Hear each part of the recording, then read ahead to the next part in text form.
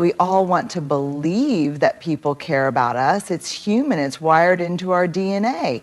We crave connection, and in that craving, we sometimes hold on too tightly to relationships that were never meant to hold us back. But the truth is, some people don't care about us, not in the way we need, not in the way we deserve. And if we're not careful, we mistake their indifference for something we have to earn our way out of. So how do you know when someone truly doesn't care?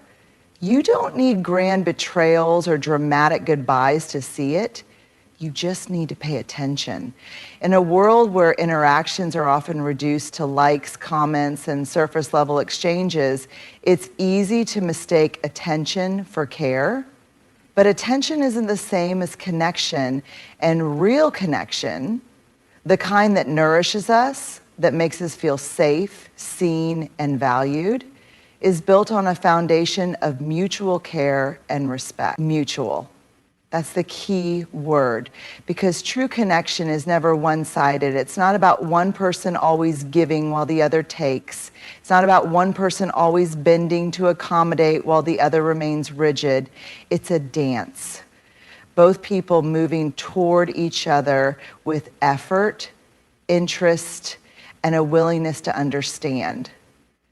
So what does mutual care look like? It's showing up even when it's inconvenient. It's remembering the little details, how someone takes their coffee, the big interview they were nervous about, the way their voice sounds when they need reassurance but don't know how to ask.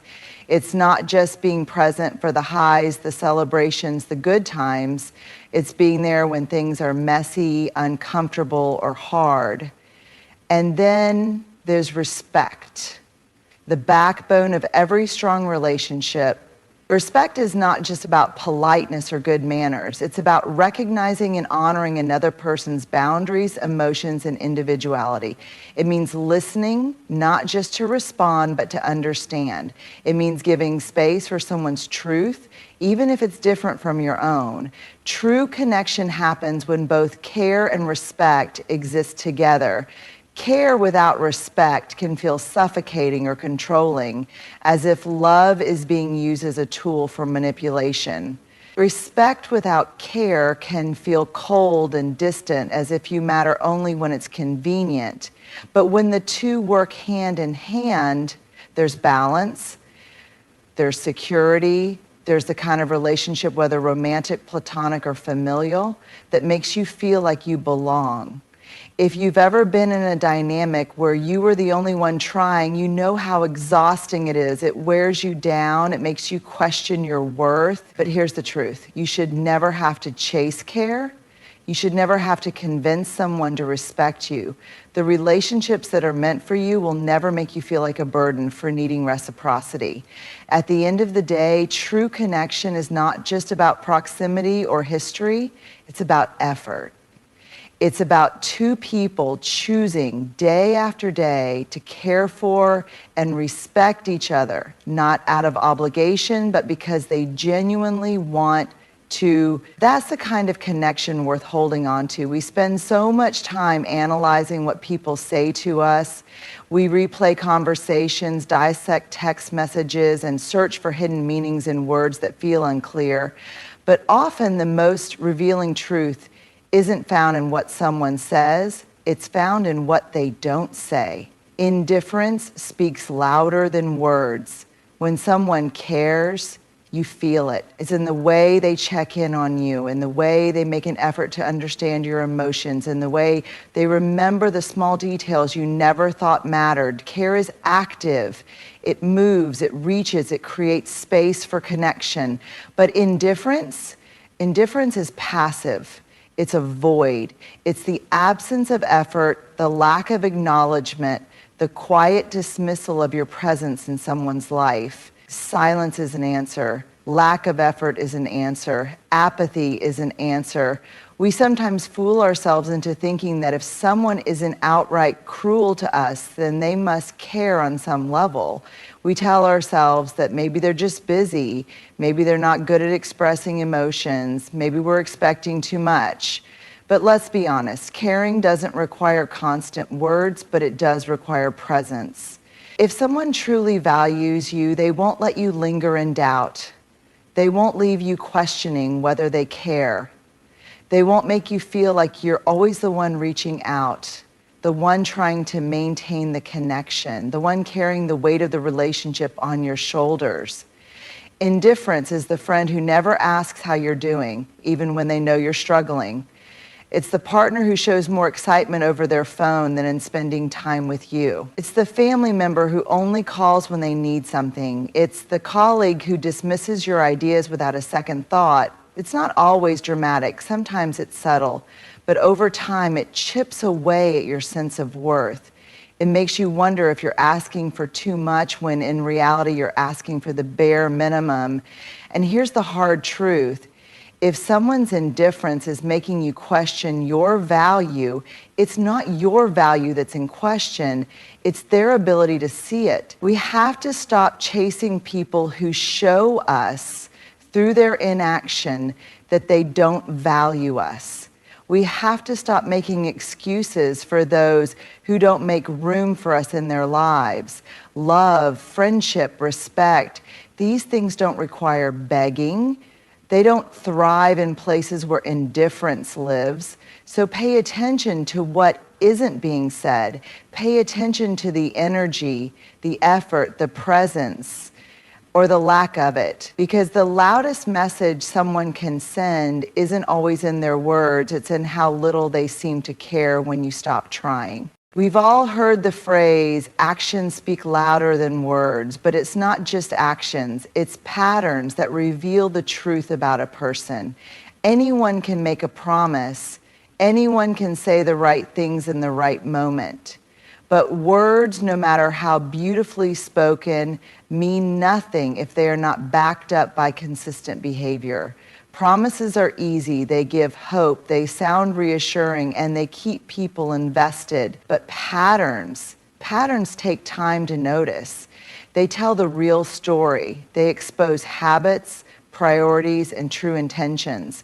If you want to understand who someone really is, don't focus on what they tell you. Focus on what they repeatedly do. The power of patterns. A person who constantly cancels plans at the last minute, that's not bad luck. It's a pattern of unreliability.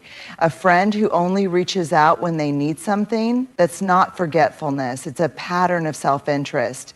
A partner who apologizes for hurting you but keeps doing the same thing over and over, that's not an accident. It's a pattern of disregard. People show you exactly who they are through repetition, not through one-time actions. One moment of kindness doesn't make someone a good person, just like one mistake doesn't make them a bad one. But consistent behaviors over time reveal a person's true nature. Promises versus patterns. Promises can be emotional. They feel good to hear. They make us want to believe. They fill the space between who someone is and who we wish they were. But a promise without follow-through is just a distraction. Think about the person who always says, I'll do better, but never actually changes. Or the one who says, I care about you, but never makes the effort to show it. Those words may be comforting in the moment, but if the behavior stays the same, the promise was just an illusion. Pay attention to the trend, not the excuse. Why we ignore patterns. The hardest part about accepting someone's patterns is that it forces us to face reality. And sometimes reality is painful. We want to believe people will change. We want to hold on to their potential. We tell ourselves stories. They didn't mean it. They'll get better. Maybe I just need to be more patient. But potential is not a promise. And it's certainly not a pattern. The truth is, we don't need to decode people. We don't need to overanalyze or search for hidden meanings in their words. The answer is always in their consistent actions. When someone shows you who they are, believe them. It's a hard lesson, but an important one. People will always show you who they are. Your job is to believe them the first time. Not when they finally run out of chances. Not when they hurt you one too many times. Not when you're exhausted from trying to justify their actions. Believe them when their actions don't match their words. Believe them when their patterns tell a different story than their promises. Believe them when they consistently show you that they don't respect, value, or prioritize you. Because at the end of the day, someone's real character isn't found in what they say they'll do, it's in what they actually do over and over again. Final thought, if you have to keep hoping for a different outcome, it's because you're ignoring the pattern.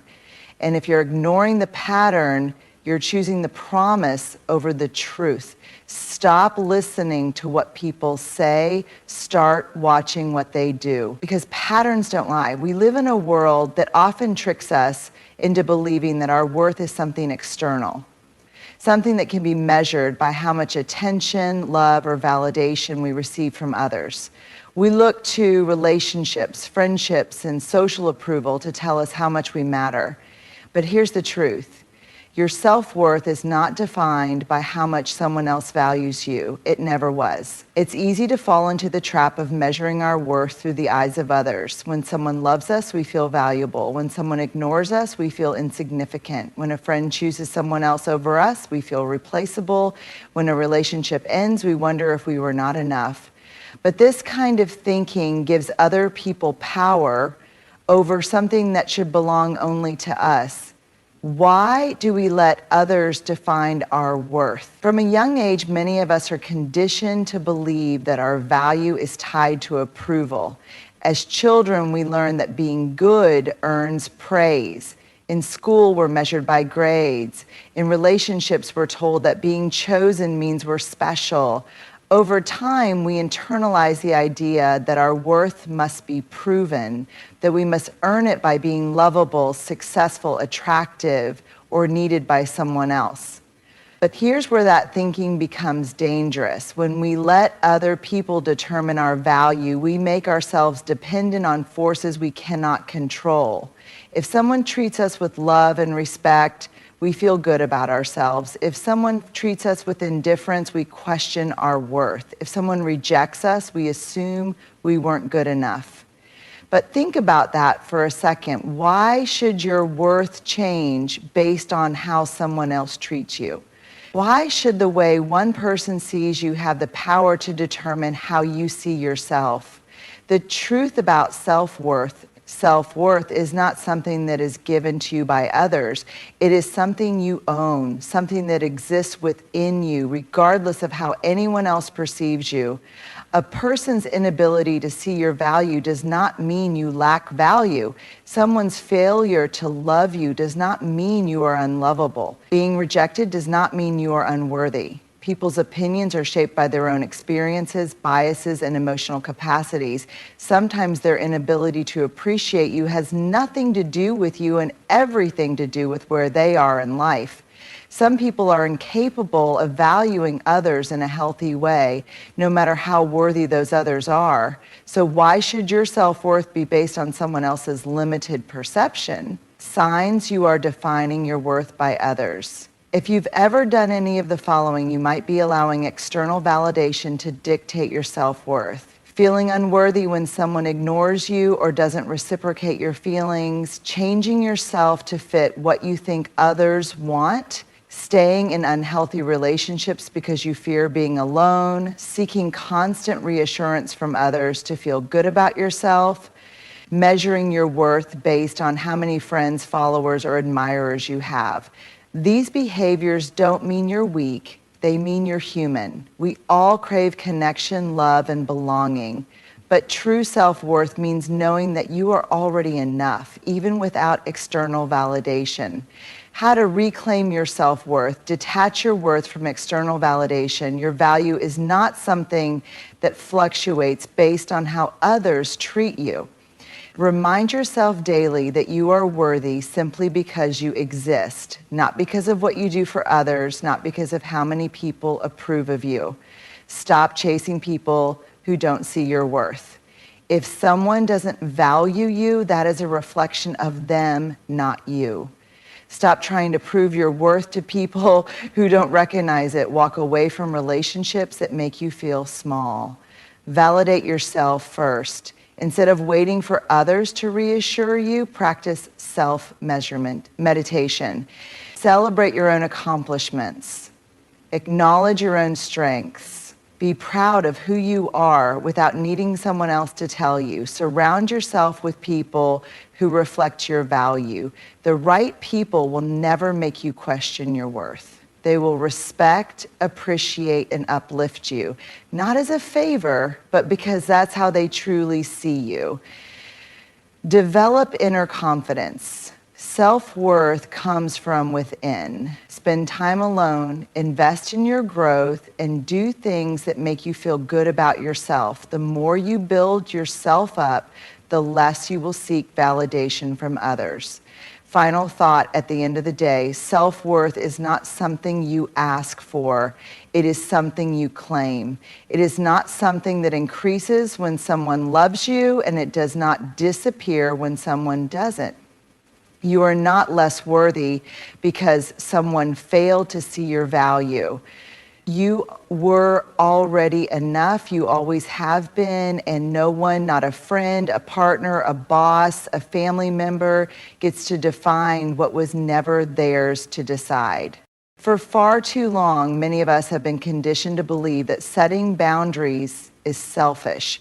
We've been taught that saying no is rude, that prioritizing ourselves is inconsiderate, and that making others uncomfortable with our limits is something to feel guilty about. But here's the truth. Boundaries are not selfish. Boundaries are an act of self-respect. What are boundaries really? Boundaries are not walls meant to shut people out. They are not weapons used to control or punish others. Boundaries are guidelines that define how we allow ourselves to be treated. They protect our emotional well-being, our time, our energy, and our sense of self. Boundaries say, this is what I need to feel safe and respected. This is what I will and will not accept in my life. This is where I end and you begin. When we lack boundaries, we overextend ourselves. We say yes when we mean no. We allow people to take advantage of our kindness. We tolerate disrespect because we fear conflict. And worst of all, we betray ourselves in an attempt to keep others comfortable. Why we struggle to set boundaries. Many of us resist setting boundaries because we don't want to disappoint people. We fear being seen as difficult or unkind. We worry that if we start saying no, people will think we don't care about them. But let's flip the perspective. If a relationship falls apart because you expressed your needs, was that relationship truly healthy to begin with? Healthy relationships, whether romantic, familial, platonic, or professional, are built on mutual respect. And mutual respect includes respecting each other's limits. But the truth is, not everyone will like your boundaries. Some people will push back. Some will make you feel guilty. Some will even try to manipulate you into believing that setting limits means you don't care. But let's be clear. People who respect you will respect your boundaries. People who benefit from your lack of boundaries will call you selfish for setting them. Boundaries are a form of self-respect. When you set boundaries, you are not being mean, you are not being dramatic, you are simply choosing to honor yourself. Saying no to something that drains you doesn't make you selfish, it makes you self-aware. Limiting time with people who disrespect you doesn't make you cold, it makes you self-respecting. Protecting your peace doesn't make you difficult, it makes you emotionally intelligent. Boundaries are how you teach people how to treat you. If you constantly allow others to overstep, they will. If you don't speak up when someone disregards your needs, they will continue to do so.